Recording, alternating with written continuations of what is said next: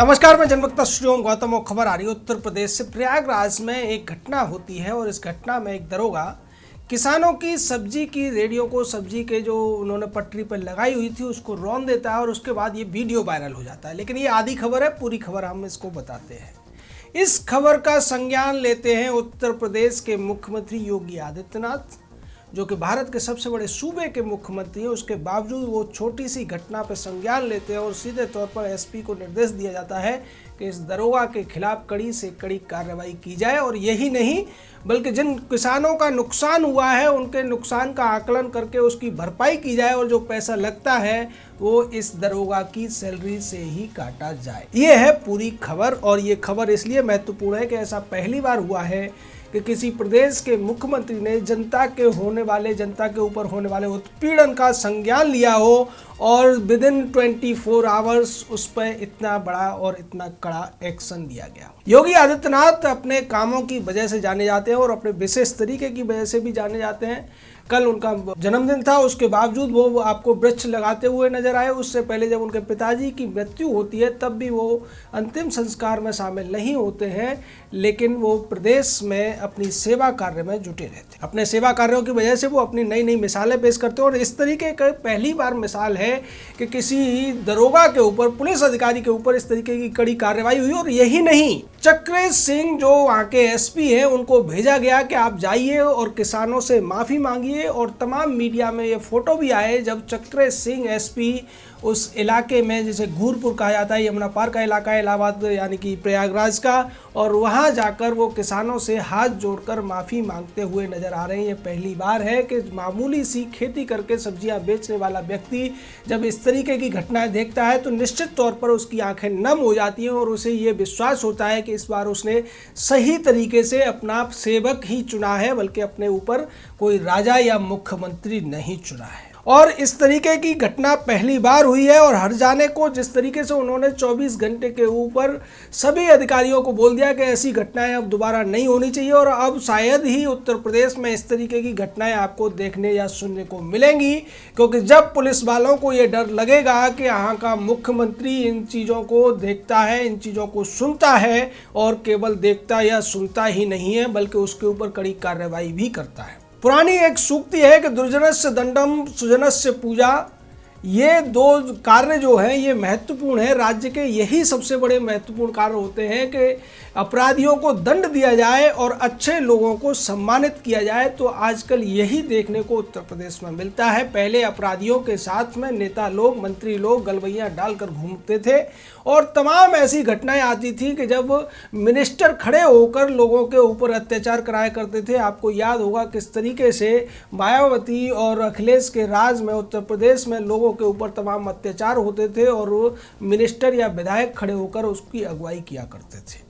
लेकिन अब पूरी तरीके से समय बदल गया है। आज प्रदेश का मुख्यमंत्री हर छोटी सी छोटी घटना पर निगाह रखे हुए और केवल निगाह नहीं रख रहा है, उस पर कार्रवाई भी कर रहा है। और यही बात है जिसकी वजह से योगी आदित्यनाथ न केवल उत्तर प्रदेश में बल्कि देश के अन्य इलाकों में भी बहुत ज़्यादा लोकप्रिय हो गए। उनकी लोकप्रियता का अंदाज़ा आप इस बात से लगा सकते हैं कि कल उनका जन्मदिन मनाया जा रहा था, जिसको उन्होंने खुद नहीं मनाया क्योंकि वो एक सन्यासी के तौर पर अपने पूर्व जन्म यानी कि जिसमें वो जन्म लिया था उसको त्याग चुके, अंत्येष्टि कर चुके। उसके बावजूद पूरी दुनिया में योगी आदित्यनाथ के जन्मदिन का जो ट्विटर हैंडल था, जो हैशटैग था, वो नंबर 1 पर एक तरीके से ट्रेंड कर रहा था। तो ये बहुत बड़ी बात है। देश विदेश से उनको बधाइयाँ मिली, प्रधानमंत्री से लेकर गृह मंत्री, रक्षा मंत्री, सब ने उन्हें बधाइयाँ दी। तमाम लोगों ने भी, ऐसे लोगों ने भी बधाइयाँ दी जो कि उनकी पार्टी के नहीं थे या विरोधी पार्टियों के थे।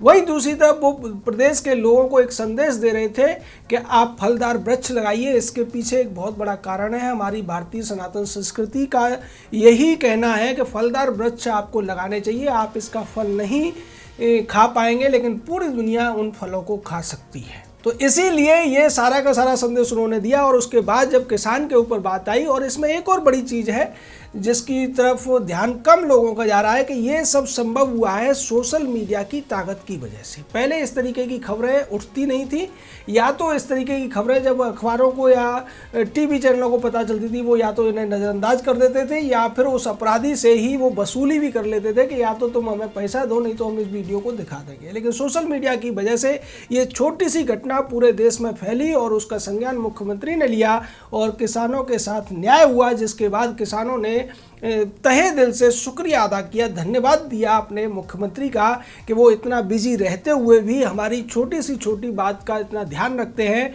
और एसपी उन किसानों के पास, उन सब्जी विक्रेताओं के पास माफ़ी मांगने पहुंचे तो बहुत से लोगों की आंखों में आंसू थे कि ऐसा मंजर हमने केवल फिल्मों में ही देखा है, और फिल्मों में भी कम दिखता है, क्योंकि फिल्मों में पुलिस को अत्याचार करते हुए दिखाया जाता है। इतना बड़ा अधिकारी, जिले का बड़ा अधिकारी हमसे आकर माफ़ी मांग रहा है, हमें पैसे दे रहा है, तो निश्चित तौर पर ये बड़ी एक ऐसा काम है जो अनुकरणीय भी है। और आगे इससे उत्तर प्रदेश में जो पुलिस वाले उद्दंडता दिखाते हैं, दबंगई दिखाते हैं आम जनता के ऊपर, उनके लिए एक बहुत बड़ा सबक भी है कि आगे से वो ध्यान रखें, क्योंकि सूबे का मुख्यमंत्री आपकी हर गलत हरकत पर नजर गड़ाए हुए है। आज उत्तर प्रदेश के मुख्यमंत्री योगी आदित्यनाथ ने एक और बड़ा ऐलान किया। उन्होंने प्रदेश में 24 घंटे बिजली देने की कोशिशों को आगे बढ़ाते हुए आज करीब 22 इलेक्ट्रिक सब स्टेशनों का उद्घाटन किया। और उसके साथ उन्होंने कहा कि पहले प्रदेश के अंदर जिस तरीके से एक राज चलता था, उसमें केवल 4 या 5 वीआईपी जिलों में ही 24 घंटे बिजली मिलने के दावे किए जाते थे, लेकिन आज प्रदेश के हर जिले में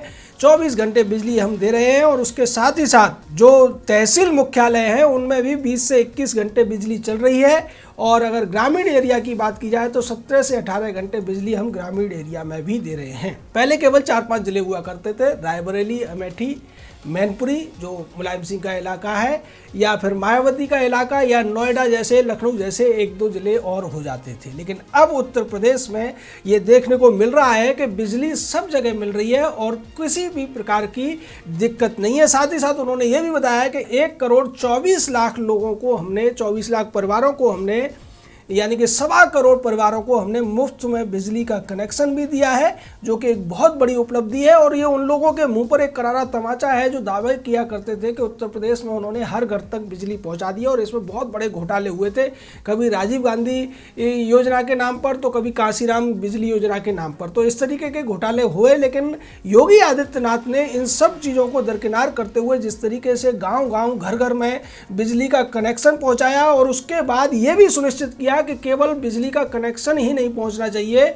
बल्कि उन कनेक्शंस के साथ बिजली जलनी भी चाहिए, बिजली की सप्लाई भी होनी चाहिए, और उसमें किसी भी प्रकार की बाधा नहीं होनी चाहिए। आप समझ सकते हैं कि ग्रामीण इलाकों में 17 से 18 घंटे बिजली पहुंच जाना ये अपने आप में एक बड़ी उपलब्धि है।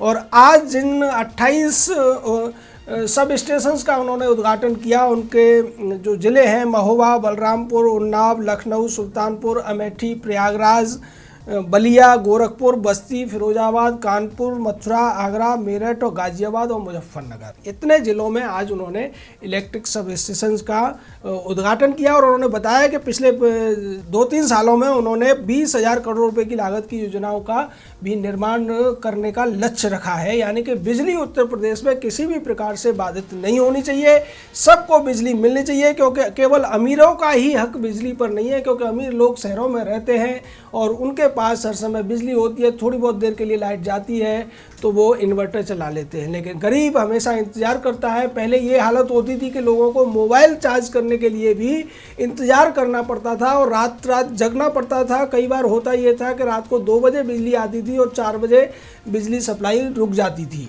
तो उन 2 घंटों में लोग जिनके पास मोबाइल हुआ करते थे, जिनके पास स्मार्टफोन हुआ करते थे, वो बहुत कम थे, लेकिन जिनके पास होते थे वो उस समय बैटरी चार्ज करने के लिए बैठे रहते थे, या फिर कुछ लोग ऐसा करते थे कि वो बैटरी चार्जर से बैटरी लगाकर रख देते थे, बाद में उस बैटरी का इस्तेमाल मोबाइल चार्ज करने के लिए किया जाता था। लेकिन अब जो स्थिति बदली है वो निश्चित तौर पर जिसका लक्ष्य रखा गया था प्रधानमंत्री नरेंद्र मोदी के द्वारा, या फिर उत्तर प्रदेश में जब भारतीय जनता पार्टी चुनाव लड़ी थी तब भी उसने कहा था कि हम जो गवर्नेंस है उसको गांव के गरीब के घर तक, द्वार तक लेकर जाएंगे और उसको पूरा करने में योगी आदित्यनाथ ने प्रधानमंत्री का पूरी तरीके से सहयोग किया है। आज उत्तर प्रदेश के गांव-गांव में बिजली है, कोई इलाका ऐसा नहीं है जहाँ बिजली नहीं है। और दूसरी तरफ जैसा कि पहली घटना हमने आपको बताई कि छोटी घटना का संज्ञान उत्तर प्रदेश के मुख्यमंत्री ले रहे हैं, इसलिए अब उन लोगों को सतर्क होने की जरूरत है जो भ्रष्टाचार करते हैं या फिर मिली भगत के द्वारा सरकारी खजाने को चूना लगाते हैं और जनता को भी नुकसान पहुंचाते हैं। कि अगर उनका वीडियो वायरल हो गया